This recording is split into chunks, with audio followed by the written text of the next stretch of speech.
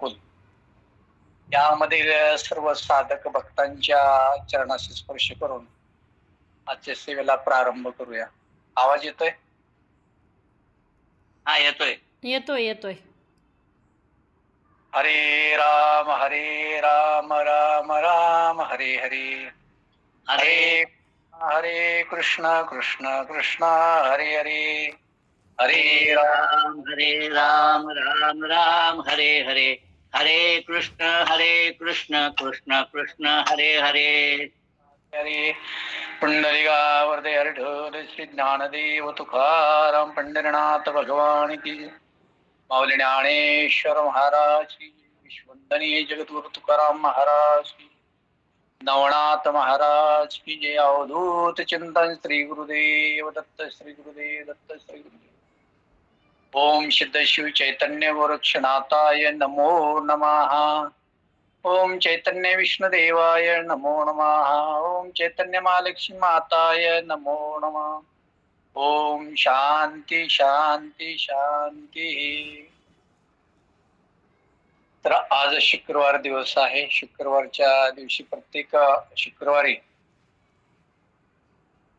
तुकाराम गाथा या गाथेवरती चिंतन चालू असतं. पण काही कारणास्तव शुक्रवारचा गाथा नाही झालेला तरी आपल्या वशिष्ठ गुरुकुलच्या संस्थापक अध्यक्षा ज्योतिताईनं मला फोन केला की तर तसं पाहायला गेलं तर आज मला खूप कंटाळा आलेला होता, कारण आज मठातला कार्यक्रम असल्यामुळं कंटाळा आला. परंतु आता सेवा आहे, त्यांनी सेवेचा आग्रह केला तर ठीक आहे म्हणलं, असू द्या. आता तरी आजची सेवा गोड मानून घ्यावी, कारण माझ्या आजच्या मानसिकतेतून मी एवढी मानसिकता राहिलेली नाही आजच्या कार्यक्रमामुळे. तरी मी जेवढं मला जमल, माझे शक्य भगवान गोरक्षनाथांची कृपा जेवढी माझ्यावरती होईल त्या पद्धतीने मी आचरण करण्याचा प्रयत्न करतोय. तर आजचा जो अभंग आहे गाथेमधला 37 क्रमांकाचा अभंग आहे. शुद्ध बीजा पोटी फळे रसाळ गोमटी, मुखी अमृताची वाणी दे देवाचे कारणे. सर्वांग निर्मळ चित्त जैसे गंगाजळ, तुका म्हणे जाती ताप दर्शने विसर. 37 क्रमांकाचा अभंग आहे. आजपर्यंत 36 क्रमांकापर्यंत चिंतन सर्वांनी ऐकलेलं आहे. हे अभंगाचं पहिले चरण शुद्ध बीजा पोटी फळे रसाळ गोमटी. जर बीज म्हणजे बी, बीजापोटी बीज म्हणजे काय तर बी. जर बी चांगलं असेल, संकरित बियाणं असेल, महाबियाणं असेल, शेतीमध्ये आपण मशागत केल्यानंतर जे ज्वारीचं, गव्हाचं, बाजरीचं, मक्याचं बी चांगलं असेल तर ते जर पेरलं तर फळ चांगल्या पद्धतीनं त्याला येतं, त्याला उत्पादन चांगल्या पद्धतीने येतं. तसं शुद्ध बीजापोटी फळे रसाळ गोमटी. जर बीज ज्या पद्धतीने शुद्ध बीज असेल तर फळे उत्तम येतात. त्या पद्धतीने आपल्या मुलांवरती आपण संस्कार चांगले केले. संस्कार चांगले करण्यासाठी आई वडील जर आध्यात्मिक असतील, सांप्रदायिक असतील, आई वडील जर ज्ञानी असतील तर जन्माला येणारी मुलं मुली उपजतात, चांगली जन्माला येत असतात. म्हणून अगोदर त्या घराचा पाया, त्या घरातल्या कुटुंबातल्या व्यक्तीचा पाया जर सांप्रदायिक असेल, आध्यात्मिक असेल, ज्ञानी असेल आणि सत्याला सत्य मानणारा असेल आणि सत्य मार्गानेच चालणार असेल, मार्ग दावून गेले आधी दयानिधी संत ते, जे मार्ग संतांनी दाखवलेला आहे. त्या नरदेहात आल्यानंतर कोणत्या पद्धतीने गेल्यानंतर आपल्या जीवनाचं सार्थकता कशात आहे, आपलं चांगलं कशात आहे, आपलं हित कशात आहे, हित ते करावे देवाचिंतन. हे जर त्याला समजलं, मग समजल्यानंतर जो मनुष्य अशा पद्धतीने आपल्या मुलावरती मुलीवरती संस्कार करतो त्याला शुद्ध बीजापोटी फळे रसाळ गोमटी अशी मुलं आणि मुली कधीच वाया जात नाहीत. मुखी अमृताची वाणी ते देवाचे कारणे. ज्याच्या मुखामध्ये सतत प्रेमाचा शब्द असेल, ज्याच्या मुखामध्ये सतत सहनशीलतेचा शब्द असेल, ज्याच्या मुखामध्ये वाणी मधुर असेल, गोड असेल, चविष्ट असेल, रुचकर असेल, तर अशा व्यक्तीच्या वाणी चांगली असेल तर त्याचा ध्येय देवाच्या कारणे, त्याचं कार्य जे असते फक्त सत्कारणासाठी लागू शकते. आणि त्याच्या शरीरातून जे कार्य करून घेतलं जातं त्याच्या हातून जे कार्य करून घेतलं ते सतत कार्यच त्याच्या हातून होत असते, चांगलं कर्मच होत असते. आणि म्हणून आपण जर आपल्या मुलावरती संस्कार चांगले केले तर चांगल्या पद्धतीने मुलं जन्माला येतात. त्यांच्या भावी आयुष्यामध्ये ते स्वतःच्या पायावर उभं राहतात, सुख समाधान आनंद भोगू शकतात. आणि त्यांच्या मुखातून आपण मुलावरती संस्कार केल्यामुळे त्यांच्या मुखामध्ये शुद्ध वाणी निर्माण होऊ शकते, पवित्र वाणी निर्माण होऊ शकते आणि त्यांचा देह, त्यांच्या देहाकडून होणारे कार्य सुद्धा सत्कर्मीच लागू शकते. सर्वांग निर्मळ चित्त जैसे गंगाजळ. आणि म्हणून जो हा देह चित्त बुद्धीने किंवा चांगल्या बुद्धीने तो निर्मळ झालेला देह आहे. चित्त त्याचं मन प्रसन्न झालेलं आहे, पवित्र झालेलं आहे. आणि मग या अशा व्यक्तीचं मन पवित्र झालेले, चित्त पवित्र झालेले, ते मन कशाप्रमाणे सांगितलंय तर चित्त जैसे गंगाजळ. गंगेचं पाणी किती निर्मळ असतं, स्वच्छ असतं. त्या गंगेमध्ये किती घाण टाकली, किती प्रेत गेले, कोणत्या पद्धतीने विष्ठा गेली, तर त्या गंगेच्या पाण्याची तुलना कोणत्याही पाण्याशी होऊ शकत नाही, एवढं पवित्र पाणी म्हटलं जातं. तसं आपले सर्वांग निर्मळ चित्त जैसे गंगाजळ. आणि मग ज्या ठिकाणी एकाग्र झालेलं आहे, चित्त निर्मळ झालेलं, पवित्र झालेलं आहे, आणि ते चित्त एवढं पवित्र झालंय की ते गंगेच्या पाण्याप्रमाणे ते चित्त वाहू लागते. त्याच्यातून त्याचा प्रवाह चांगल्या पद्धतीनं निर्माण होऊ शकतो. तुका म्हणे जाती तापदर्शने विश्रांती. आणि मग असं मन पवित्र झालं तर अशा संतांच्या सानिध्यात गेल्यानंतर तुका म्हणे जाती म्हणजे निघून जाते. काय जाते तर तापदर्शने विश्रांती. अशा संतांचं दर्शन जर घेतलं, जे आपल्या जन्मापासून आपल्या शरीरात त्रिविध तापाची लागण झालेली आहे, आधी भौतिक ताप, आधी दैविक ताप आणि आध्यात्मिक ताप, अशा 3 प्रकारच्या तापाने हे शरीर होरपळलेलं आहे. आणि हे शरीर अशा 3 तापामध्ये एवढं भरकटलेलं असतं की त्या शरीराला चांगलं आणि वाईट काहीच समजत नाही. परंतु ते जर मन चित्त झालं, स्वच्छ झालं, ते संतांच्या सानिध्यात गेलं तर या त्रिविध तापातून त्याची सुटका होऊ शकते. म्हणून तुका म्हणे जाते तापदर्शने विश्रांती. आणि मग अशा पद्धतीनं मानवाच्या शरीरातले भोग सरले जातात. चांगल्या संत सज्जनाच्या सहवासात गेले, संत संगतीत गेलं, चांगल्याच्या सहवासात गेलं, चांगल्याचं अनुकरण घेतलं, चांगल्याचा आदर्श घेतला तर आपल्या ह्या शरीराला लागणारे त्रिविध ताप नाहीसे होऊ शकतात. हा झाला 37 क्रमांकाच्या अभंगाचा सरळ अर्थ. 38 क्रमांकाचा अभंग असा आहे, चित्त समाधान तरी विष वाटे सोने, बहु खोटा अतिशय जाना भले सांगू काय, मनाचे तळमळे चंदने हीच अंग पोळे, तुका म्हणे तुझा उपचार पिढा तुझा. पण हे माणसाचं आता तुम्हाला सांगितलं, तुका म्हणे चित्त करावे निर्मळ, येऊनी गोपाळ राहीत येते. मग हे जे एखाद्याचं चित्त जर निर्मळ झाले असेल, पवित्र झालेलं असेल, तर त्या पवित्र निर्मळ मनाला जर आपण सोने जर दिलं, त्याच्यासोबत सोन्याचं 1 किलो सोनं असू द्या किंवा कोणतीही सोन्याची अलंकारित सोन्याची वस्तू जर त्याच्या समोर दिली, तर त्या निर्मळ झालेल्या मनाला, समाधानी असणाऱ्या मनामध्ये, निर्मळ असणाऱ्या मनामध्ये, पवित्र असणाऱ्या मनामध्ये ते सोने सुद्धा त्या मनाला विषासारखे वाटू शकते. म्हणून इथे शब्द वापरला, चित्त समाधान तरी विष वाटे सोने. एवढं चित्त समाधान झालेलं असतं, प्रसन्न झालेलं, आनंद असेल, पवित्र असतं, निर्मळ असतंय, त्याला सोनं जरी दिलं तर ते सोन्याला विष समजू शकतो. असं चित्त समाधान झालं. बहु खोटा अतिशय जाना भले सांगू काय. आणि म्हणून हे विषय जे माणसाच्या शरीरामध्ये, विषय जे माणसाच्या हृदयामध्ये, विषय जे माणसाच्या विचारामध्ये, विषयाचं जे स्वरूप प्रगत झालेलं, तर विषय काय झालेला आहे, विषयाचा हा जे अंगीकारलेला विषय आहे, विषय, तो विषय मग कोणताही असू द्या, लोभी असू द्या, क्रोध असू द्या, काम असू द्या, मद मोह अलंकार असू द्या, कोणताही विषय असू द्या, स्वार्थ भावनेचा विषय, त्या विषयामुळे काय झालेलं आहे, त्या जीवाला घातकता निर्माण झाली. आणि त्या विषयामुळे मनुष्य बहु खोटा अतिशय, एवढा चांगला मनुष्य पण खोटा वागू शकतो, जाना भले सांगू काय. आणि त्याच्याबद्दल सांगण्या इतकं काय आता राहिलेलं आहे हो. तो एवढा ग्रस्त, एवढा बिचारा, तो एवढ्या जीवाला घातक स्वतःच्याच झालेला आहे. कशामुळे झालेला आहे तर त्यांनी विषयाची संगती केलेली. जे वर जे आहे ते आर जे केलंय, जे नको आहे तेच करताय. एखाद्याला सांगितलं आज धुलिवंदन आहे, दारू पिऊ नका, खाऊ नका, मद्यमांस करू नका, जे करू नका सांगितलं ते करतात. आणि मग त्या विषयामध्ये जीव हा गुरफटला, मन गुंतलं तर त्या विषयातून बाहेर पडू शकत नाही. आणि म्हणून त्या जीवाला तो विषय घातक ठरू शकतो. मनाचे तळमळे चंदने ही अंग पोळे. म्हणून मनामध्ये प्रपंचाविषयीची जी भोग लालसा आहे, भोग विलासा आहे आणि विषयाचं आहे, तर त्या शरीराचा दाह चंदनाच्या उटीने सुद्धा कधी कमी होत नाही. चंदनाने जर चंदनाची उटी उगाळून जरी लावले तर शरीराचा दाह कमी होत नाही. का? तर त्याला प्रपंचाविषयीची लालसा, लोभ, मोह हा निर्माण त्या जीवाला झालेला असतो. आणि म्हणून त्या लालसेपोटी त्याला एखादी चांगली वस्तू जर प्राप्त झाली तर त्या वस्तूनं सुद्धा त्याचं समाधान होऊ शकत नाही. म्हणून सांगितलंय मनाचे तळमळे चंदन ही अंग पोळी.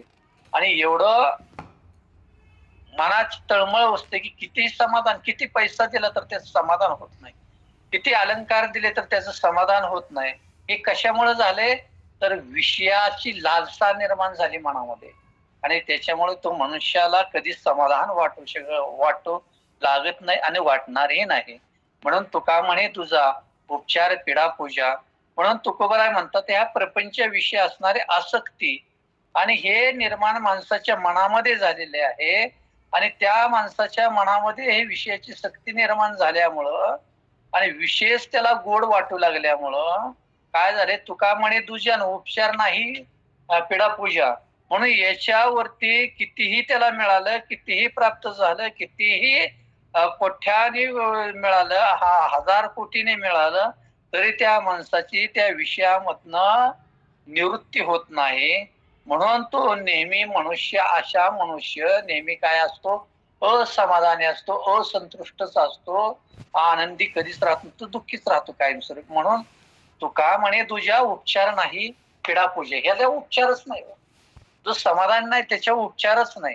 आणि जो समाधान आहे की नाही तो खरंच समाधानी असतो. त्या माणसाला ह्याच सांगितलं ना, जो समाधान आहे त्याला सोनं जर दिलं तर त्याला विषाप्रमाणे वाटतं. विष मध्ये मनुष्य विष घेतल्यानंतर मरतो, अशा विषाप्रमाणे त्याला वाटू लागते.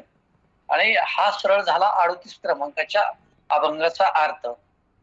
39 क्रमांकाचा अभंग आहे. परिमळ म्हणू चोळू नये फुलं, खाऊ नये मुलं आवडते, मोतियाचे पाणी चाकू नये स्वाद, आणि यंत्र भेदूने नाद पाहू नये, कर्मफळ म्हणून इच्छू नये काम, आणि तुका म्हणे वर्म दाऊ लोका. आता 3 चरणाचा अभंग आहे. आता परिमळ म्हणून चोळू नये फुलं, खाऊ नये ते मूल आवडते. आता मी तुम्हाला काय सांगितलं की माणूस या विषयामध्ये लालशीमध्ये गुंतल्यामुळं तो मनुष्य आयुष्यभर कधी समाधानी राहू शकत नाही, प्रसन्न राहू शकत नाही, संतुष्ट होऊ शकत नाही. म्हणून फुल किती सुगंधी असलं, परिमळ म्हणून सोडू नये फुल. आणि म्हणून फुल किती सुगंधी असलं म्हणून वास घेण्यासाठी त्याचा सोळा मोळा करू नये, असं चुरगाळू नये फुल कधी.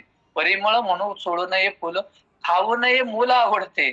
आणि म्हणून सांगितलंय की एवढंच नाही, फुल कितीही चांगलं जरी असलं त्याचा सुवास चांगला येतोय म्हणून त्या फुलाला चुरगाळू नका कधी. आणि गोजीर मूल एवढं आवडतंय म्हणून त्या मुलाला खाण्याचा कधी प्रयत्न करू नका. म्हणून सांगितलं खाऊ नये मूल आवडते.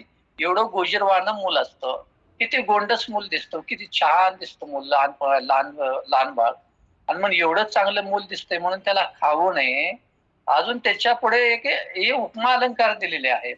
म्हणून माणसाने कितीही एखादी वस्तू जर चांगली दिसली मग त्याचा आस्वाद घेतला तरी अजून त्याच्या आस्वादामध्ये रमू नये माणसाने, समाधान मानावं. असा याचा एक परमार्थ आहे, अर्थ त्याच्यातला आहे. परिमळ म्हणून सोडू नये फुलं, खाऊ नये ते मूल आवडते.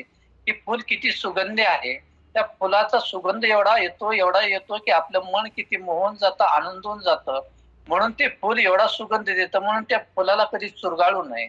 तसंच लहान गोजीरवाणं बाळ किती गोड दिसतंय, गोजीरवाणं दिसतंय, आवडतं दिसतंय, सुंदर दिसतंय, म्हणून ते मूल खाण्याचा प्रयत्न करून. म्हणजेच काय, ज्या गोष्टी आपल्याला रुचक आहेत, ज्या आवडत्या गोष्टी आहेत त्याचा आनंद तेवढाच घ्या. गोड लागलं म्हणून ऊस मुळा सकट खाऊ नये, असा याचा अर्थ होऊ शकतो. म्हणून मोतियाचे पाणी चाखू नये स्वाद, आणि यंत्र वेधूने नाद पाहू नये. म्हणून मोत्याचे पाणी एवढं निर्मळ असते, एवढं स्वच्छ असते, म्हणून ते पाणी एवढं स्वच्छ आहे, मोत्याचं निर्मळ आहे म्हणून ते चाकू नये. म्हणजे चाकून बघण्याचा प्रयत्न कधी करू नका. कारण चाकून जर पाहिला तर त्या मोत्याच्या पाण्यापासून आपल्याला अपाय का होऊ शकतोय. परंतु त्याचा लाभ किती घ्यायचा, मोत्याच्या पाण्याचा काय लाभ आहे तेवढाच आपण घेतला. यंत्र वेधूने नाद पाहू नये. म्हणजेच काय तर विविध प्रकारची यंत्र म्हणजे वाद्य आहेत. वेगवेगळ्या प्रकारची वाद्य आहेत. मधुर वाजतात, गोड वाजतात, त्याच्यातून ध्वनी चांगल्या पद्धतीने येतंय. म्हणून ते कधी काय करू नये, फोडू नये असं सांगितलं. भेदू नये म्हणजे ते फोडू नये. यंत्र एवढं चांगलं वाजतंय, वीणा चांगला वाजतोय, पखवाज चांगला वाजतोय, टाळ चांगला वाजतोय, मृदुंग चांगला वाजतोय. म्हणून ते काय करायचं, त्याचा आस्वाद घ्या. पण ते चांगलं वाटतंय म्हणून त्याला फोडू नये, म्हणजे त्याचा नाश करू नये. म्हणजे एखादी गोष्ट जर आपल्याला आवडली तर त्याचा मुळासकट खाण्याचा प्रयत्न कधी करू नये. आणि म्हणून सांगितलं की कर्मफळ म्हणून इच्छु नये काम, आणि तुका म्हणे वर्म दाऊ लोका. म्हणून कर्म केल्यानंतर त्याच्या फळाची अपेक्षा कधी ठेवू नका. मी एवढं चांगलं कर्म करतोय, मला चांगलं फळ मिळेल अशी अपेक्षा कधी ठेवू नका. कारण हेच खरं भक्तीचं वर्म आहे. अपेक्षा ठेवायची नाही. आपण सतत काम करत राहायचं. फळ देणारा ईश्वर आहे. देवाला सांगायची गरज नाही, देवाला मागायची गरज नाही. म्हणून आपण काय जागराच्या कीर्तनाला मागणीपर अभंग घेतो. तिथं मागायची आवश्यकता का नाही, भगवंताला सगळं कळतंय. कारण भगवंताने आपल्याला गर्भात घालण्याच्या अगोदर पासून प्रत्येक जीवाची भगवंतानी सोय केलेली आहे. आईच्या गर्भात घालण्याच्या अगोदर पासून ह्या जीवाला ह्या मातेच्या उदरामध्ये जन्माला घालायचे. त्याच्या अगोदर भगवंताला आपली काळजी आहे. आणि आपल्याला कधी काळजी लागते, आपण शहाणं झाल्यानंतर, आपल्याला कळायला लागल्यानंतर काळजी लागते. पण आपण आईच्या गर्भात जन्माला घालायच्या अगोदर भगवंत काळजी करतो. आणि म्हणून कर्म चांगलं केल्यानंतर त्याच्या फळाची कधी सुद्धा अपेक्षा धरू नका. हे खरं भक्तीचं वर्म आहे. म्हणून कर्मफळ म्हणून इच्छु नये काम, आणि तुका म्हणे वर्म दाऊ लोका. आणि म्हणून तुकोबराय म्हणतात हेच खरं भक्तीचं वर्म आहे. असा 39 क्रमांकाच्या अभंगाचा सरळ सरळ भावार्थ तुम्हाला सांगितला. आता 40 क्रमांकाचा अभंग आहे. माया त्याची ब्रह्म, ब्रह्म त्याची माया, अंग आणि छाया जयापरी. तोडिता न तुटे सरिता निराळे, आणि लोटांगणा तळी हारपते. तुझे नाही तेथे बळ कोणासाठी, अनेक ते आटी विचाराची. तुका म्हणे उंच वाडे उंचपणे, ठेंगणी लवणे जैशी तैशी. तोडिता न तुटेल सरिता निराळे, लोटांगणी तळे हारपते. म्हणजेच काय सांगितलंय की माया त्याची ब्रह्म, ब्रह्म त्याची माया. म्हणजे माया म्हणजेच ब्रह्म आहे, ब्रह्म म्हणजेच माया आहे. याचा संबंध या ध्येयाशी, अंग आणि छाया जयापरी. अंग म्हणजे हे ध्येय, छाया म्हणजे सावली, जयापरी म्हणजे जे माया आहे तेच ब्रह्म आहे, ब्रह्म आहे तेच माया आहे. पण त्या मायेचा आणि ब्रह्माचा संबंध ह्या ध्येयाशी आणि ह्या ध्येयाची पडणारी सावली याच्यासारखाच आहे, असा सरळ अर्थ सांगितला. जयापरी, जयापरी म्हणजे याच्यासारखाच आहे. आणि तोडिता न तुटे सरिता निराळे, लोटांगणी हारपते.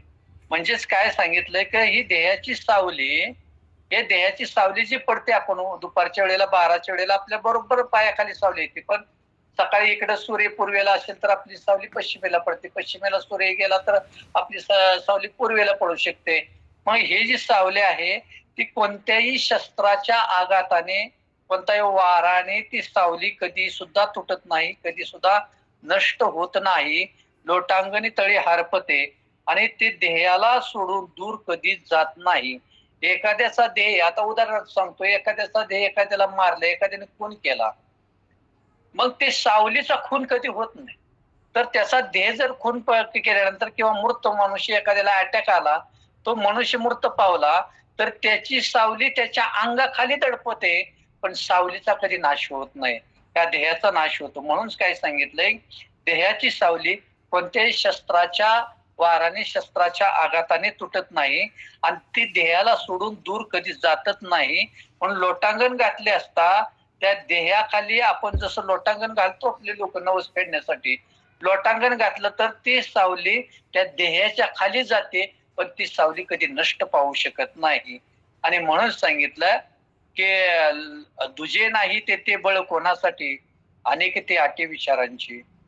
म्हणून हे ब्रह्म आणि हे माया दुजे नाही, येते बळ कोणा. दुजे म्हणजे दुसरं काय, एक रूपच आहे ते. दुजापणा ह्याच्यात नाही, वेगवेगळे ते नाहीत. म्हणून ब्रह्म आणि माया एक रूपच असतील तर तेथे बळ कशासाठी करायचा, बळाचा वापर कशासाठी करायचा. मग कारण हे वेगळे नाहीत, ब्रह्म आणि माया एकच आहे. म्हणून तेथे असणारी ब्रह्मन माया एक असतील तर आपण त्या बळाचा वापर कशासाठी करायचा, ते प्राप्त करायचं हे मला सांगा. म्हणून असं असा ध्येय आहे. म्हणून तुका म्हणे उंच वाढे उंचपणे, ठेंगणी लवणे जैशी तैशी. म्हणून तुकोबराय म्हणतात, जसा हा ध्येय असेल तशी सावली पडते. एखाद्याचा देव उंच असेल तर मोठी सावली पडते, एखाद्याचा देव बुटका मनुष्य असेल त्याची सावली बी लहान पडू शकते. म्हणून सांगितलंय की तुका म्हणे उंच वाढे उंचपणे, ठेंगणी लवणे जैशी. लवणे म्हणजे सावली. म्हणून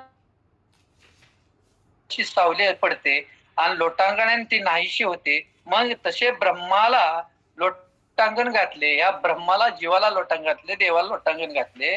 शरण आपण त्याला गेलो तर ही माया नाहीशी होतेच, ही माया अजिबात राहत नाही, असे तुकोबराय ह्या अभंगात सरळ सरळ सांगत आहेत. म्हणून हा 40 क्रमांकाचा अभंग झालेला आहे. आता 41 क्रमांकाचा अभंग आपण बघूया.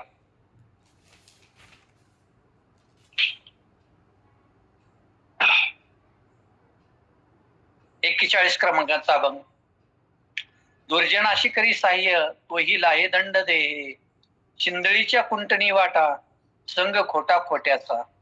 ये रे येरा कांचनी भेटे, अंगी उठे तिथुनी. तुका म्हणे का पोना की पुढे अनेकांशी शिकविते. शिंदळीच्या कुंटणी वाटा, संग खोटा खोट्याचा. म्हणून 41 क्रमांकाचा अभंग असं सांगतोय की दुर्जनाशी करी सहाय्य, तोही लाहे दंड हे. म्हणजे जे दुर्जन आहेत त्यांना जर आपण सहाय्य म्हणजे मदत करण्यास गेलो आणि मदत दुर्जनाशी करायला गेलो तर ते आपल्याला काय करतात, शिक्षेस पात्र होण्यासाठी आपल्या शिक्षेस पात्र व्हावं अशा पद्धतीने आपल्याला वागणूक देतात. आपण एखादा दुर्जन मनुष्य आहे, दुबळा आहे, ज्याला आता गरज आहे सहकार्याची, मदतीची गरज आहे, म्हणून अशा लोकांना जर आपण सहकार्य करायला गेलो, कुणाशी, दुर्जनाशी, अशा लोकांना जर आपण सहकार्य करायला गेलो तर ते त्याचा फायदा घेतात. सहकार्य करून काय करतात, ते त्याचं कार्यसिद्धी पार करतात. परंतु आपल्याला त्याला मदत केली, सहकार्य केलं, त्याच्या कार्यात मदत केली, सहकार्य केलं, परंतु त्याचं फळ आपल्याला काय मिळतं, तर आपण शिक्षेस पात्र होतो. कारण शिक्षेस पात्र होण्या इतकं आपल्या जवळ अपवित्रता त्याच्या दुर्जनापासून मिळते. दुर्जनापासूनची दुर्गुण आपल्याला मिळतात, आपल्या जवळचे सद्गुण कमी होत जातात. म्हणून सांगितलं की दुर्जनाशी करी साह्य, तोही लाहे दंड हे. शिंदळीच्या कुंटणी वाटा, संग खोटा खोट्यांचा. म्हणून एखादी स्त्री जर वेश्याच्या सानिध्यात गेलेली असेल, ज्या एखाद्या भगिनी वेश्या करत असतात, अशा जर सानिध्यात एखादी चांगली स्त्री गेलेली असेल, मग तिला सुद्धा लोक काय म्हणतात, शिंदळकी असे शब्द वापरतात, वेश्या असे शब्द वापरतात आणि ती वर्तन करतेच असं म्हणतात. म्हणून कसं आहे, आपण चांगल्याच्या वाईटाच्या संगतीत गेलो, एखादा दारू पित नसेल, आज धुलिवंत नाही म्हणून सांगतो, दारू एखादा पित नसेल आणि त्याच्या संघ जर आज दिवसभर फिरलेला मनुष्य असेल तर सहज लोक म्हणतात की 100% तो दारू पिलेला असेल. म्हणून आपण जर एखाद्या स्त्रीच्या शिंदळीच्या कुंटणी वाटा, संघ खोट्या खोट्यांचा. म्हणून एखादी स्त्री जर वेश्या करणारी असेल, तिच्या सानिध्यात एखादी जर स्त्री राहिली तर तिला सुद्धा शिंदळकी असे म्हणू लागतात आणि तिला सुद्धा लोक नावं ठेवू शकतात. म्हणजे आपण दुर्जनाच्या संगतीत गेलो तर आपल्या आयुष्याचा काय होतो, आपल्या आयुष्य आपल्या अधोगतीला जातं. आपल्या आयुष्य खूप खूप आपण दारिद्र्यामध्ये जीवन जगू शकतो आणि आपल्या आयुष्य आपण स्वतःहून उद्ध्वस्त करू शकतो. म्हणून चांगल्याच्या संगतीत जावा. इथं एक उपमा अलंकार घेतले, शिंदळकी एक वेश्या स्त्रीचं उपमा अलंकार घेतले. पण सांगायचं तुकोबा राहिला काय, तुम्ही जर दुर्जनाच्या संगतीत गेला तर तुम्ही तुमचं स्वतःचं आयुष्य बर्बाद करू शकताय, स्वतःच आयुष्याची वाट लावू शकताय. चिंदळीच्या कुंटणी वाटा, संघ खोट्या पट्याचा. येर येरा कांचनी भेटे, अंगी हे रेरा कांचनी भेटे आगी उठे तेथून या. म्हणून जसे दोन लाकडं आपण घेतले, आग म्हणतो, आणि एकमेकावर घासली तर काय होतं, अग्नी निर्माण होतो. तसं दोन जीव जर दुर्जनाच्या संगतीत गेला, सज्जन जीव जर दुर्जनाच्या संगतीत गेला, तर त्याचा आयुष्याची वाट लागल्याशिवाय राहत नाही. म्हणजे तो माणसातून उठल्याशिवाय राहत. आगी उठी तेथून या. जसं दोन लाकडं एकमेकाला घासल्यानंतर घर्षण होतं, त्याच्यातून आग निर्माण होते, आणि आग एकदा निर्माण झालेली ते आग काय कुणाला जाळू शकत नाही, नाही का? भस्मसात करू शकते, भस्मसात करू शकते. तसं चांगला मनुष्य जर दुर्जनाच्या संगतीत गेला, तर चांगले गुण नाहीसे होऊन त्याचं आयुष्य उद्ध्वस्त झाल्याशिवाय राहत नाही. आणि म्हणून सांगितलेलं आहे की माणसाने काय करावं, कोणत्या ठिकाणी जावं, आणि आपल्या आयुष्याचा कार्यभाग कसा साधून घ्यावा हे महत्वाचं आहे. तुका म्हणे कापू नाके पुढे आणिके शिकविते. म्हणून वाईटाच्या संगतीनं चांगल्या मनुष्याची वाट लागते, चांगल्या माणसाची वृत्ती खराब होते आणि तो कृतीमध्ये बिघडला जातो. म्हणून तुकोबराय म्हणतात की अशा दृष्टांची नाके आम्ही कापून टाकू, म्हणजे त्याच्यामुळे इतरांचे कधी नुकसान होणार नाही. तुका म्हणे कापू नाके पुढे आणिके शिकवती, म्हणजे इतर लोक शिकवतात का नाही, आणि त्याच्यामुळे हे दृष्टांचे नाक कापू म्हणजेच काय? आता नाक कापलं म्हणजे काय, ते बोलायचं थांबणार आहे का, चालायचं थांबणार आहे का? तर नाक कापणे म्हणजे काय, तर दृष्टांची संगतीच करणार नाही. आणि दृष्टांची जर संगती नाहीच केली तर आम्हाला कोणत्याही संकटाला तोंड द्यायची गरजच नाही ना. आम्ही चांगल्याच मार्गाने, आणि भगवंत आमच्या पाठीशी उभा राहणार आहे. आणि म्हणून सांगितलं की इतरांचं कधी नुकसान होणारच नाही, त्याचं नुकसान होणार नाही, आपलं नुकसान होणार नाही. कारण आपण आपलं नुकसान जर करत, आपण जर वाईटाच्या संगतीत गेलो, तर आपण घरातला उदाहरणार्थ करता असो किंवा घरातला एक सदस्य असो, तर आपले गुण आपल्या घरातल्या सर्व कुटुंबाला लागतात आणि अख्खं कुटुंब बरबाद होऊ शकते. आणि म्हणून तुकोबराय सांगतात, तुका म्हणे कापू नाके पुढे आणिके शिकवती. आणि म्हणून इतरांचं नुकसान होणार नाही, तर आम्ही त्याचं दुर्जनाचं नाक कापू, म्हणजे दुर्जन गुणच आम्ही नाहीसे करू, त्याच्यावरती मात करू, आणि जे चांगलं आहे ते आत्मसात करू, आणि आमच्या जीवनाचा कार्यभाग उद्धार करून घेऊया. हा झाला 41 क्रमांकाच्या अभंगाचा अर्थ. आता 42 क्रमांकाच्या अभंगाचा अर्थ सांगू. 42 क्रमांकाचा अभंग असा आहे, वृत्ती भूमी राज्य द्रव्य उपार्जिती, जाना त्या निश्चिती देव नाही, भाडे करू आहे पाठीवरी भार, अंतरीचे सार लाभ नाही, देव पूजेवरी ठेवून या मन, पाषाणा पाषाण पूजी लोक, तुका म्हणे फळ चिंतिते आदरे, लागव ही चार शिंदडीची. आता पुन्हा शब्द तोच आला इथं. म्हणून म्हणतात की वृत्ती भूमी राज्य द्रव्य उपार्जिती. वृत्ती आणि भूमी, भूमी म्हणजे काय तर जमीन, भूमी म्हणजे जमीन. म्हणून वृत्ती भूमी राज्य द्रव्य उपार्जिती, म्हणजे भूमी राज्य आणि द्रव्य याचा जो लोभ आहे, याचा जो स्वार्थ आपल्याला झालेला आहे, आणि जो लोभाने जो हरिभक्ती करतो, देवाला प्रसन्न करतो, देवाची पूजा अर्चा करतो, देवाचं आचरण करतो, अशा लोकांना देव कधीच भेटत नाही. वृत्ती भूमी राज्य उपार्जिती, जाना त्या निश्चिती देव नाही. आणि अशा लोकांना कधी देव, जो लोभाने देवाकडे गेलाय, देवा माझं आज काम होऊ दे, तुझ्या पूजा अर्चाचं साधना करेल, अशाला देव कधी भेटत नाही.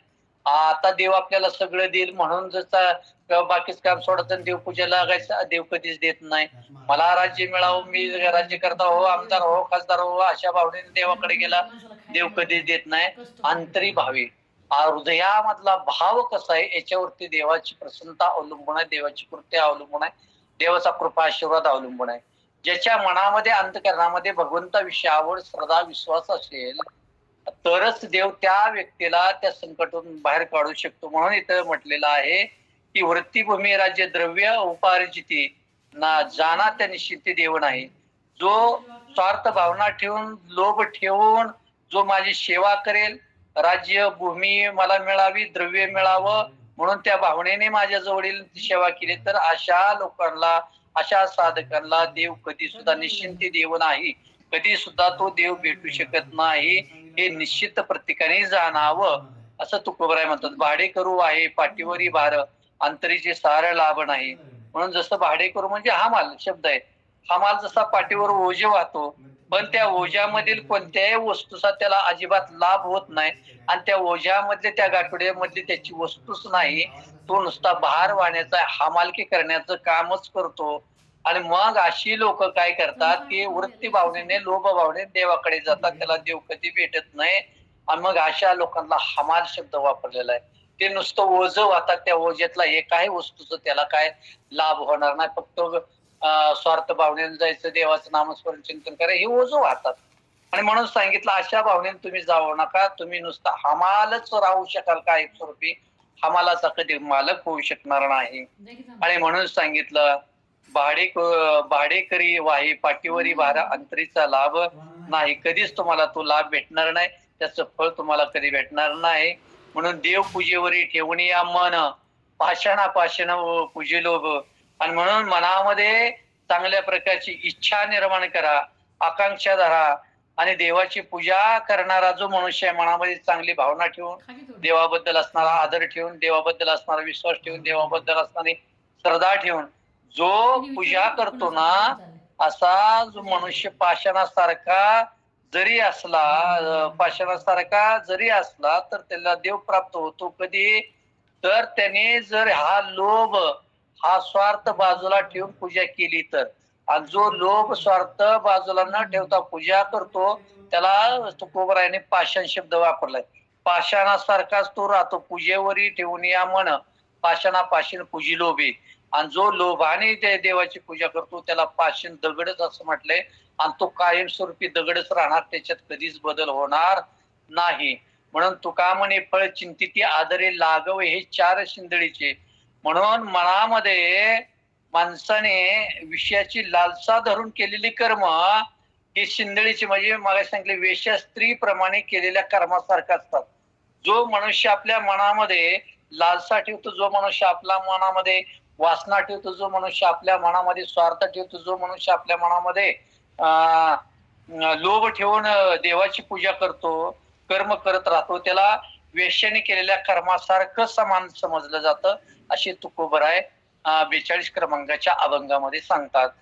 म्हणून पुढला अभंग आहे 43 क्रमांकाचा. पवित्र सोळी एक तीच भूमंडळी, ज्याचा आवडता देव अखंडित प्रेम भाव. तीच भाग्यवंते सरती पुरती धनवित्ते, तुका म्हणे देवा त्याची केली पावे सेवा. पवित्र सोळी एक तीच भूमंडळी. आणि म्हणून सांगतात या भूमंडळीमध्ये, या पृथ्वीमध्ये, या पृथ्वीलोकामध्ये, या मृत्यूलोकामध्ये जे भूमंडळी जी आहे ती भूमंडळी कुणाला शब्द वापरला तर संत जनाला शब्द वापरलाय. संत जे जनाला शब्द, जे संत आहेत त्याच्यासाठी वापरला. पवित्र सोळी एक तीच भूमंडळी.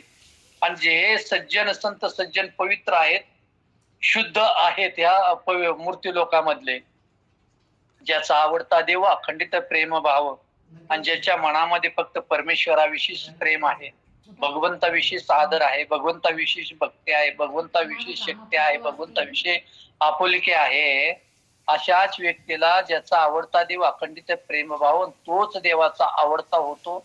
आणि त्या भक्तावरती देव प्रेम करू शकतोय, त्याच भक्तावरती कृपा आशीर्वाद देऊ शकतोय. आणि तीच भाग्यवंती सरती पुरती धनवित्ते. आणि म्हणून जे धनद्रव्याने समृद्ध आहेत, बुद्धीने समृद्ध आहेत, ज्ञानाने समृद्ध आहेत, अशा लोकांनाच या जगामध्ये तुकोबराय म्हणतात भाग्यवंत आहेत. जे लोक धनवान आहेत, बुद्धिवान आहेत, पण कोणताही लोभ नाही आणि ते स्वार्थासाठी कोणतंच कृत्य करत नाहीत, गरिबासाठी सहकार्य करणारे लोक आहेत आणि त्यांच्यासाठी जगाच्या कल्याणात संतांची विविध देह कष्टविते परोपकारी याच्यासाठी जीवन जगणारे आहेत. त्यालाच तुकोबराय काय म्हणतात, तीच भाग्यवंती सरती पुरती धनवित्ते. आणि तीच खरे या मृत्यू लोकातली, या जगातली भाग्यवंत लोक आहात, असं तुकोबराय सांगतात. म्हणून तुका म्हणे देवा त्याची केली पावे सेवा. म्हणून तुकोबराय म्हणतात अशा संत सज्जनाची आपण सेवा केली तर ती सेवा कोणाला पावते, देवाला पावते. म्हणून तुका म्हणे देवा त्याची केली पावे सेवा. आणि जे त्यांची सेवा म्हणून करतात ते देवाला पावल्याशिवाय राहत नाही. आणि एकदा देवाला पावल्यानंतर देव त्या भक्ताला प्रपंचा विषयात जो गुंतलेला आहे त्याला बाहेर काढून सत्य मार्गावरती, चांगल्या मार्गावरती आणून ठेवतात आणि रस्ता दाखवतात, चांगला रस्ता दाखवतात. हा अभंगाचा 43 क्रमांकाचा सरळ सरळ अर्थ झाला. आता 44 क्रमांकाचा अभंग असा आहे. आशाबद्ध जन काय जाणे नारायण, करी इंद्रियाची सेवा पाहे आवडीचा हेवा. ब्रह्मले चावडे तैसे उचित न कळे, तुका म्हणे विषय अन्न नाशिले जैसे. आणि म्हणून आशाबद्ध जन काय जाणे नारायण, जो प्रपंचाविषयी माणूस आसक्त आहे, प्रपंचाविषयीच गुरफटलेला आहे, अशा असणाऱ्या जीवाला परमेश्वराला असा जीव, गुरफटलेला जीव, विषयासक्त राहिलेला जीव आणि त्याला प्रपंचाविषयीच विषयात आनंद आहे, अशा जीवाला परमेश्वर कधी सुद्धा भेटत नाही. परमेश्वर त्याला जाणून सुद्धा घेत नाही आणि देव त्याला जवळ सुद्धा करत नाही. असा शब्द आशाबद्ध जन काय जाणे नारायण, तरी इंद्रियाची सेवा पाहे आवडीचा हेवा. आणि त्यांना स्वतःच्या इंद्रिया सेवा करण्याचाच आनंद वाटतो. अशा जीवाला, अशा भक्ताला देव कधी सुद्धा जवळ करत नाही. देवाची कृपा अशा भक्तावरती होत नाही. कारण तो त्यांच्या इंद्रियाचे, डोळ्यांनी काय केलं, डोळ्यांनी काय पाहिलं, वाईट पाहिलं त्याला आनंद वाटतो, जिभेनं वाईट बोलला त्याला आनंद वाटतो, कानाने वाईट ऐकलं त्याला आनंद वाटतो. आणि अशा भक्ताला जे जे वाईट कर्म आहेत त्याला, त्या वाईट कर्मात ज्याला आनंद वाटतो, ज्याला समाधान वाटतं, अशा भक्ताला देव कधी सुद्धा जवळ करू शकत नाही. देवाची कृपा अशावरती होऊ शकत नाही. कारण तो काय झाला, ब्रह्मीला चावळे तैशी उचित न कळे. आणि मग असे हे तो भ्रमिष्ट झालेला आहे.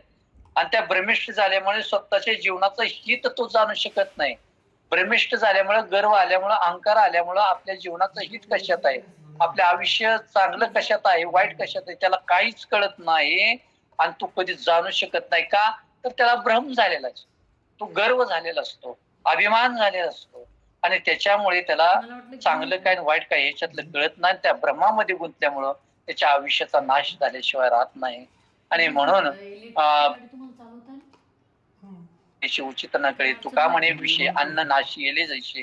म्हणून तुकाराम महाराज म्हणतात की कितीही सुग्रास अन्न केले, किती चविष्ट अन्न केले, किती रुचकर अन्न केलं, आणि त्या अन्नात जर आपण विष कालवलं तर ते सर्व अन्न काय होतं, वाया जाऊ शकतं. एवढं रुचकर अन्न बनवलं, पंचपक्वान्न बनवले, गुलाबजामुन बनवलाय, ते जिलेबी बनवले, परत श्रीखंड आहे, सगळं आहे, उदाहरणार्थ पंचपक्वान्न आहे. पण अशा पवित्र अन्नामध्ये, अशा रुचकर अन्नामध्ये, गोड अन्नामध्ये जर विष कालवलं तर त्या अख्खा अन्न वाया जातं. आणि तसं आपल्या मनामध्ये भोग लालसा निर्माण झाली, स्वार्थ भाव निर्माण झाला, लोभ निर्माण झाला, विषय निर्माण झाला, तर ह्या जीवाचं जीवन वाया गेल्याशिवाय राहत नाही, व्यर्थ गेल्याशिवाय राहत नाही, आयुष्याचं वाटोळ झाल्याशिवाय राहत नाही. असा 44 क्रमांकाच्या अभंगाचा सरळ सरळ सरळ भावार्थ तुम्हाला मी सांगितला. 45 क्रमांकाचा अभंग आहे असा. ढेकर जेवण दिशेसाचे, नाही तरी काचे कुंता कुंती. हेही बोल तेही बोल, कोरडे फुल रुची विना. गव्हाची या पोती परी, फके वरी खाऊ नये. आणि तुका म्हणे असे हातीचे कंकण, तयाशी दर्पणे विल्लाळक. हेही बोल तेही बोल, कोरडे फुल रुची विना. आणि म्हणून सांगितलेलं आहे की भोजनाच्या तृप्तीनंतर ज्या वेळेला माणूस ढेकर देतो, जेवण झाल्यानंतर, जसं आपण खूप जेवलो लगे आपण काय करतो, ढेकर देतो की आमचं जेवण झालेलं आहे म्हणून. ज्या वेळेला जेवल्यानंतर आपण ढेकर देतो ना, ती खरी ढेकर असते. पण भोजन न करता जर आपण ढेकर देणं, हे काय म्हटलं जातं, त्याला ढोंग म्हटलं जातं. ढेकर जेवण दिशेसाचे आणि नाही तरी काचे कुंथा कुंती, म्हणून त्याला ढोंग म्हटलं जातं. जेवण केल्यानंतर जी पोटभर जेवलो, समाधानी वाटलं, तर ढेकर येणं ते साहजिक आहे. त्याला जेवण तृप्तता झाली असं समजू शकतो, जेवणाची पूर्तता झाली असं समजू शकतो.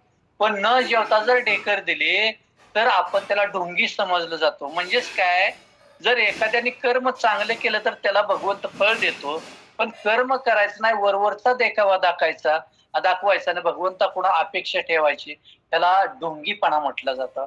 म्हणून सांगितलं, कोणतीही गोष्ट करत असताना मनापासून करा. मनापासून केली तर भगवंत कृपा केल्याशिवाय राहत नाही आणि त्या माणसाला संकटातून बाहेर काढल्याशिवाय देव राहू शकत नाही. म्हणून सांगितलं की ढेकर जेवण दिशेसाची, नाही तरी कांची गुंती. हेही बोल तेही बोल, कोरडे फुल रुची विण. आणि म्हणून भोजन करून तृप्तीने दिलेली ढेकर हाच खरा अनुभव असतो. तर भोजन न करता दिलेला ढेकर हा नुसता आपला दिखाऊपणा असतो. म्हणून हेही बोल तेही बोल असा शब्द वापरलेला आहे तुकोबाराने. आणि कोरडे फल रुची विण, आणि म्हणून सांगितलंय जर ढेकर देऊन आपण जर जेवण केल्यानंतर ढेकर दिलं तर तृप्तता होते, आणि जेवण न करता जर ढेकर दिले तर त्याची तृप्तता होत नाही, तो नुसता दिखाऊपणा आहे असं सिद्ध होऊ शकतंय. आणि म्हणून सांगितलंय गव्हाची या होती परी फक्के वरी खाऊ नये. म्हणून गव्हाच्या पिठाची पोळी, आपल्या आज पुरणपोळी होते काल आपल्याला, जर गव्हाच्या पिठाची पुरणपोळी बनते म्हणून केवळ पीठ खाल्ल्याने पुरणपोळी खाल्ल्याचा अनुभव कधीच येत नाही आपल्याला. गव्हाच्या पिठाची पोळी बनते म्हणून पीठ खाल्लं तर पोळी होते का तयार? म्हणून असा अनुभव कधीच येत नाही. पण त्याला जे कृत्य आहे, म्हणजेच नरदेहात आपण जन्माला आलोय, भगवंताने हा नरदेह दिलाय, फक्त भगवंत प्राप्तीसाठी दिलाय, प्रपंचासाठी दिलेला हा नरदेह नाही. तुम्ही भगवंत प्राप्त करून घ्या. भगवंत प्राप्त केल्यानंतर प्रपंच करायची गरज नाही, प्रपंच आपोआप होतो. कारण देवाला काळजी आहे. देवाने गर्भात घालण्याच्या अगोदर आपली काळजी घेतली, मग आता गर्भातून बाहेर काढल्यानंतर देव मारणार आहे का? म्हणून तुम्ही प्रपंचाविषयी काळजी करू नका. तुम्ही अगोदर देव प्रसन्न करून घ्या, देव प्राप्त करून घ्या, आणि त्याच्यासाठी भगवंताने हा नरदेह तयार केलाय. एकदा जर देव प्राप्त करून घेतला, प्रपंच करायची आवश्यक नाही, प्रपंच आपोआप होतो. स्वतः देवच प्रपंच करून घेत असतो. म्हणून देवावर श्रद्धा विश्वास ठेवून जर आपण गेलो तर आपल्या जीवनाचं सार्थक झाल्याशिवाय राहणार नाही. म्हणून तुका म्हणे असे हातीचे कांकण तयाशी दर्पण विल्लाळक. आणि म्हणून तुकोबराय म्हणतात की हाताचे, आपण म्हणतो ना हातच्या कंगणाला आरसा कशाला, म्हणून हातात कंगन दिसत असताना त्याला त्या आरशात पाहायची काय गरज आहे? आपल्या हातात कंगन दिसतं, आपल्या हातात घड्याळ दिसतं, आपल्या हातात अंगठी दिसते, मग हे दिसत असताना त्याला आरशात बघायची काय आवश्यकता आहे का? म्हणजे तुमचं कर्म जर चांगलं असेल तर त्याचं फळ कसं आहे काय म्हणायची गरजच नाही ना. कर्म चांगलं असेल तर फळ देतो. जशी ज्याची कर्म त्याची फळ देतो रे ईश्वर. जसा आपला भाव तसा देव प्राप्त होऊन जातो. आणि म्हणून सांगितलं हातच्या कानाला आरसा कशाला? तुम्ही तुमचं कर्म चांगलं करता, फळ चांगलं आहे का वाईट आहे बघायची गरज नाही, देव चांगलंच फळ देणार. तुम्ही तुमचं कर्म जर जीवनात आल्यानंतर वाईट केलं तर देव त्याचं वाईटच फळ देणार आहे. असा हा 45 क्रमांकाचा अभंग आहे. आता 46 क्रमांकाचा अभंग पाहू. अजून आपल्याकडे 15 मिनिटं वेळ आहे.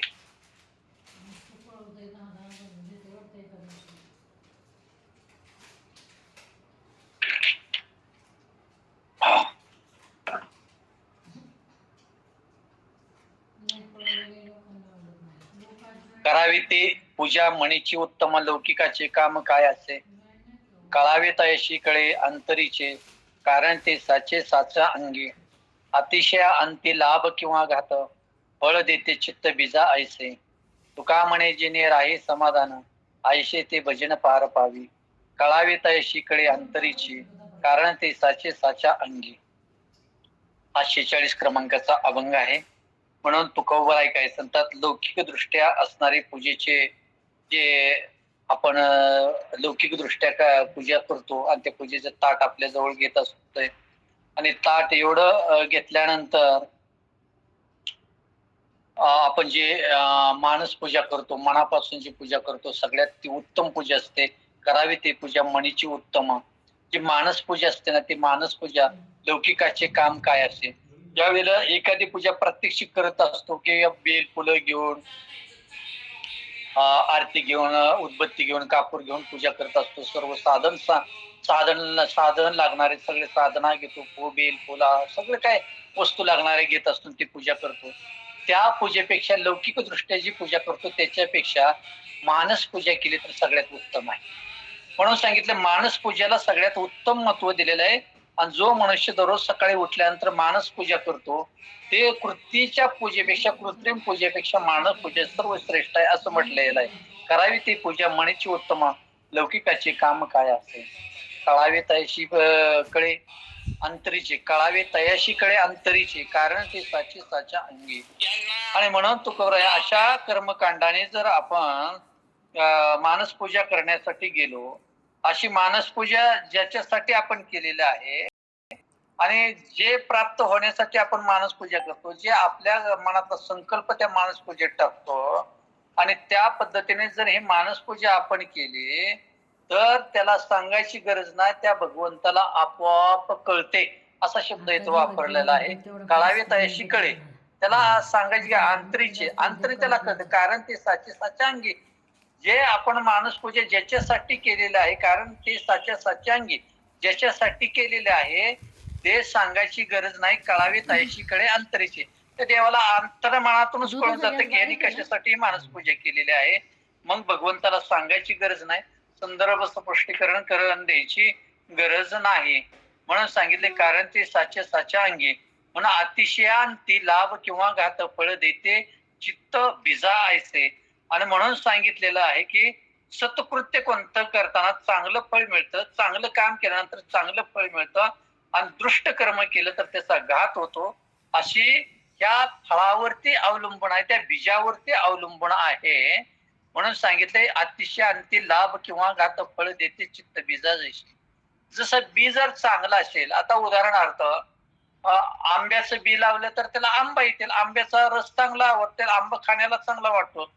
जर तेच बी कडू कारल्याचं लावलं तर कारलं कडू वाटेल, म्हणजे आंब्यापेक्षा कारलं कमी प्रमाणात आवडू शकेल. म्हणून ही घात आणि चांगलं आणि वाईट काय सांगितलंय, चांगला आणि वाईट आहे तर शब्द कोणता वापरलाय, लाभ किंवा घात.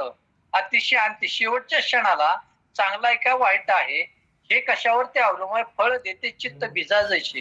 जसं फळ असेल तसं ते आपल्याला त्याचं बीज, जसं बीज असेल तसं फळ प्राप्त होईल.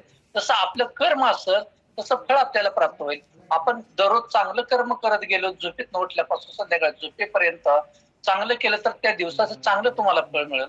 सकाळी झोपेत उठल्यापासून संध्याकाळी जर वाईट कर्म करत गेलो, दुसऱ्याची निंदा करत गेलो, दुसऱ्याला नावं ठेवत गेलो आणि दुसऱ्याला सतत घाण शब्द वापरत गेलो, शब्द उदाहरणार्थ आपण शिव्या देत गेलो या भाषेमध्ये, तर त्याच पद्धतीने फळ भेटेल. ही कशावरती अवलंबून आहे, आपल्या दररोजच्या वृत्तीवरती अवलंबून आहे, आपल्या मनामधले विचारावरती अवलंबून आहे. म्हणून आपल्या मनावरती सुख आणि दुःख अवलंबून असते. आणि म्हणून सांगितले तुकोबराय म्हणतात की अतिशांती लाभ किंवा घात फळ देते चित्त बीजा जैसे. तुका म्हणे जेणे राहे समाधान आयशे ते भजन पार पावे. आणि म्हणून सांगितलं तुकोबराय म्हणतात जे जीवाला समाधान मिळवून देणार जे खरं सत्य काय आहे तर ते हरी देवाचं भजन आहे, देवाचं नामस्मरण चिंतन आहे. आणि ते जर त्या जीवाने केलं तर हा भवसागर तरुण जाण्यासाठी मदत होऊ शकते. देव त्याला त्या भवसागरातून, ह्या दुःखाच्या सागरातून सुखाच्या पैलतीरावरती नेऊन ठेवत असतो. असं तुकोबराय शेवटच्या चरणामध्ये सांगतात. अभंग क्रमांक 46 संपलेला आहे. अभंग क्रमांक 47 आहे. एकादशी सोमवार न करीती कोण त्याची गती होईल नेनो. काय करू बहु वाटे तळमळ आंधळी सकळ बहिर्मुख.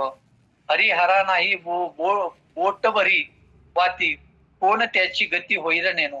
तुका म्हणे नाही नारायणी प्रीती कोण त्याची गती होईल नेनो. एकादशी सोमवार न करीती कोण त्याची गती होईल नेनो. म्हणजेच काय सांगितलं, जो मनुष्य एकादशी व्रत करणार नाही, एकादशीचा उपवास करणार नाही, जो मनुष्य सोमवारचा उपवास करेल, कारण माळकरी लोकांना बंधन आहे. ते माळकरी लोकांना जसं एखाद्या मुलीचं लग्न झालंय हे सिद्ध करण्यासाठी तिच्या गळ्यामध्ये मंगळसूत्राची आवश्यकता आहे, पायामध्ये जोडव्याची आवश्यकता आहे. जर तिच्या गळ्यामध्ये मंगळसूत्र नाही, तिच्या पायामध्ये जोडवं नाही, तिला आपण कुमारिका म्हणतो किंवा तिचं लग्न झालं नाही असं म्हणू शकतोय. तसं वारकरी संप्रदायामधल्या साधकाच्या ज्याच्या गळ्यामध्ये माळ आहे, जो वारकरी आहे, अशा लोकांना एकादशी सोमवार व्रत करणं गरजेचं आहे. आणि जो सोमवार व्रत करतो, एकादशी करतो, तोच वारकरी म्हणून घेण्यासाठी पात्रता आहे, लायक आहे. आता त्याला वारकरी म्हणता येत नाही, त्याला माळकरी म्हणता येत नाही. आणि म्हणून सांगितलंय एकादशी सोमवार न करीती आणि कोण त्याची गती होईल नेणं.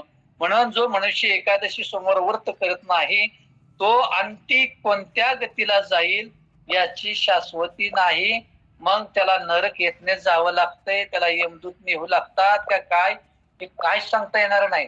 जर त्याने हे व्रत केलं तर त्याला देवदूत नेतील आणि त्याला प्रमोशन होईल, आयुष्याचे साधने सच्चिदानंद पदवी घेणे. आणि ह्या आयुष्याचं साधन एवढं चांगलं होईल की त्या पद्धतीने तो चांगल्या पद्धतीने आपले जीवन जगू शकतो. आणि म्हणून सांगितलंय की जो एकादशी सोमवार न करती व्रत आणि कोण त्याची गती होईल नेनो. पण जो सोमवार एकादशी व्रत करणार नाही, सोमवार करणार नाही, त्याची गती कोणत्या थराला जाईल हे कधीच सांगता येणार, त्याचं काहीच माहिती देता येणार नाही. कारण तो खाल्ल्या अधोगतीला इकत जाईल, त्याचं वर्णन सुद्धा करता येणार नाही.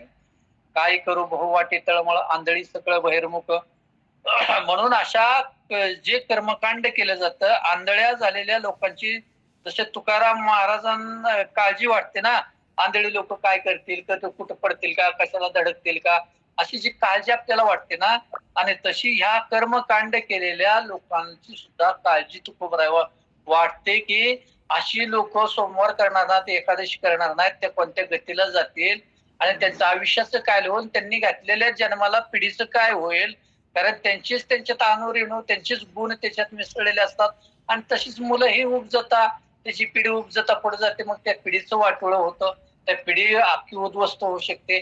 म्हणून तुकोबराय म्हणतात की अशा कर्मकांडाने आंधळ्या झालेल्या लोकांना म्हणजेच काय, इकडं तर आंधळ्याची जशी अवस्था सांगितली तर आंधळ्याची इथं उपमा अज्ञानी, आंधळे याला शब्द काय वापरायचा, अज्ञानी लोकांचं कसं होईल हे तुकोबरायांना काळजी वाटायला लागली.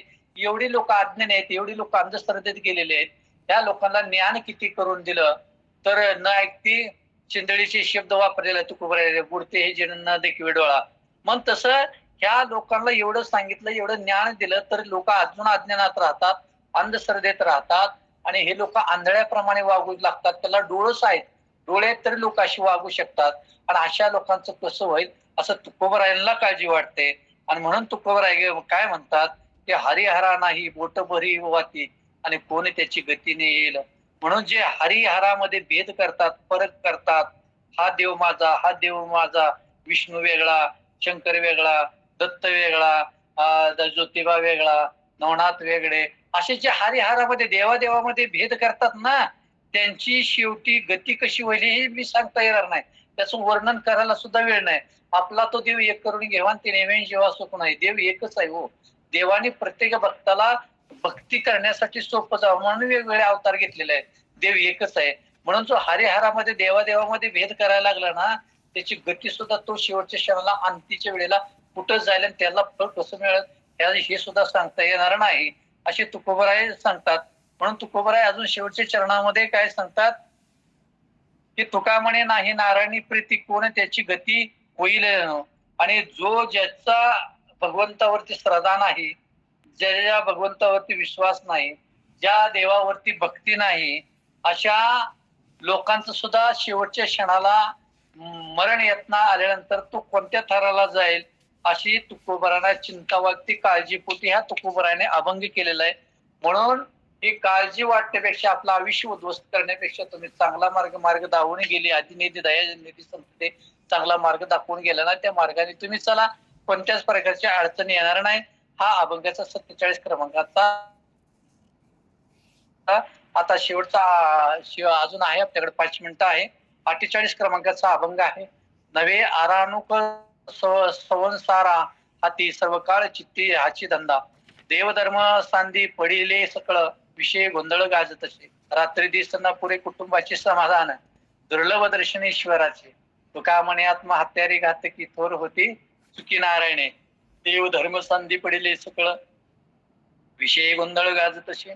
म्हणून सांगितलंय नव्हे आरानुक संसारा हाती सर्व काळ चित्ती हाची धंदा, सर्व काळ शब्द वापरलाय म्हणजे नेहमी सदा सर्व काळ असं म्हणतो.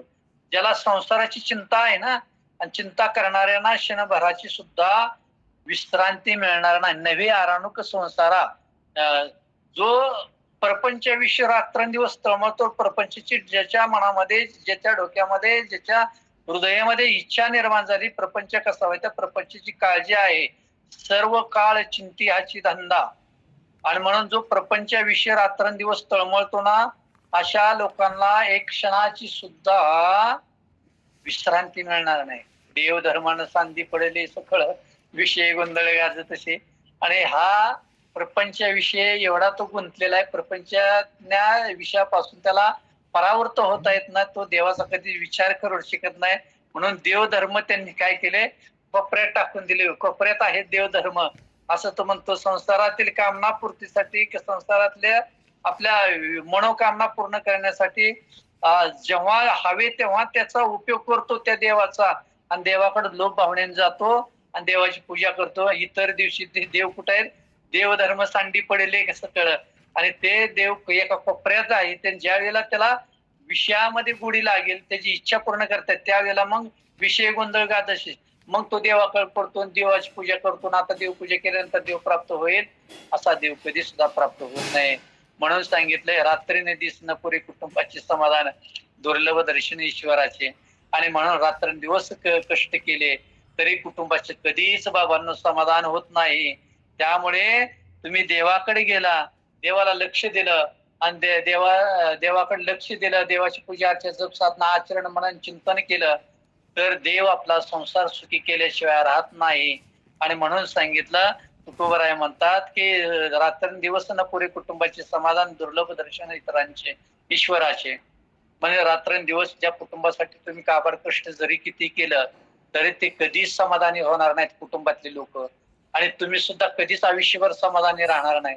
म्हणून तुम्ही देवाकडे थोडं लक्ष द्या, देवाकडे आचरण अध्ययन देवाच करा, मनन करा आणि देव आपला आहे या भावनेने चला. 100% तुम्हाला फायदा झाल्याशिवाय राहणार नाही. आणि म्हणून सांगितलंय की दुर्लभ दर्शन ईश्वराचे. ज्या भगवंताचं दर्शन दुर्लभ आहे, जे भगवंत प्राप्त होणार त्या भगवंताच्या जवळ गेला तर देव प्राप्त होऊन आपला संसार सुखी झाल्याशिवाय राहणार नाही. म्हणून तुका म्हणे, आत्महत्या रे घातकी थोर होती चुकी नारायणे. आणि म्हणून तुकोबराय म्हणतात, असे प्रपंचिक लोक जे आहेत ना, स्वतःच्या पायावर धंदा पाडून घेतात, देवाकडे दुर्लक्ष करतात, म्हणजेच आपण स्वतःचीच हत्या करून घेऊ शकतो असं तुकोबराय म्हणतात. आणि इथंच आपला 48 क्रमांकाचा अभंग झाल्याने इथंच आपण थांबूया. पुंडलिकावरती विठ्ठल श्री ज्ञानदेव तुकाराम पंढरीनाथ भगवान की जय. माऊली ज्ञानेश्वर महाराज की जय. विश्वंदने जगद्गुरु तुकाराम महाराज की जय. नवनाथ महाराज की जय.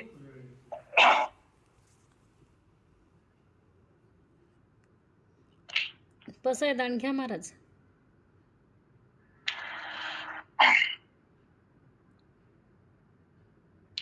आता विश्वात्मके देवे येणे वागितने तोषावे. तोषोणी मज द्यावे पसाय दान हे. जे कळांची व्यंकटी सांडो तया सत्कर्मी रती वाढो. भूता परस्परे पडो मैत्र जीवांचे. दुरितांचे तिमिर जावो विश्व स्वधर्म सुरे पाहो. जो जे वांछिल तो ते लाहो प्राणी जात. वर्षच सकळ मंगळे ईश्वर निष्ठांची मांद्याळे. अनवरत भूमंडळे भेटी तया भूता. चला कल्पतरूंचे आरव चेतना चिंतामणीचे गाव. बोलते जे अर्णव पियुषांचे. चंद्रिमे जे आलांछना मार्तंड जे तापहीन. ते सर्वाई सदा सज्जना सोयरे होतो. किंबहुना सर्व सुखी पूर्ण होऊनी तीही लोकी. भजी जो आदि पुरकी अखंडित. पाने ग्रंथ उपजीवे विशेषी लोकीये. दृष्टा दृष्ट विजय होवा वेजे. येत म्हणे जे विश्वेश्वरावो हा होईल दान पसावो. येणे वैद ज्ञान देवो सुखिया झाला. येणे वर ज्ञान देवो सुखिया झाला. येणे वर ज्ञान देवो सुखिया झाला. पुंडलिकावरती विठ्ठल श्री ज्ञानदेव तुकाराम पंढरीनाथ भगवान की जय. माऊली ज्ञानेश्वर महाराज की. विश्वंदने जगद्गुरु तुकाराम महाराज की जय. नवनाथ महाराज की जय. सर्वांना रामकृष्ण. रामकृष्ण हरी महाराज. अतिशय उत्कृष्ट सेवा झाली तुमची, अतिशय उत्तम सेवा झाली. सर्वांच्या वतीने, आपल्या वशिष्ठ गुरुकुलच्या सर्व सभासदांच्या, साधकांच्या वतीने मी आपले मनपूर्वक आभार व्यक्त करते. आणि अशीच तुमच्या वाणीतनं आम्हाला काय म्हणतात ना, आमच्या कानावर अमृतवाणी पडो अशीच ईश्वरचरणी प्रार्थना करते. आणि पुढचं बोलणार कोण आहे आता इथे? भास्कर महाराज बोलतील.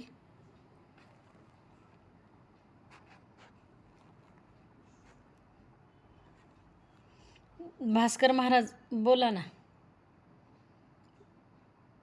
ब्रह्मनाथकर महाराज. जगद्गुरु तुकाराम महाराजांच्या अभंगाचं विवेचन अत्यंत उत्कृष्ट झालं.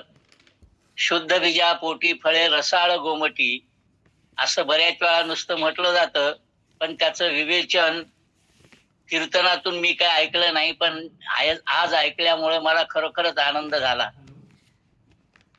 तुकाराम महाराजांचे अभंग तसे वरकरणी शब्द सोपे वाटत असले तरी ते अर्थगर्भ असल्यामुळे समजून सांगणारा ज्या पद्धतीचा असतो त्याच्या आधारावरच त्याचं विवेचन होत असतं. आणि आजचं विवेचन तुकाराम महाराजांच्या अभंगाचं अत्यंत उत्कृष्ट झालेलं आहे, एवढं निश्चितच म्हणता येईल. रामकृष्ण हरी. रामकृष्ण हरी. शरद महाराज.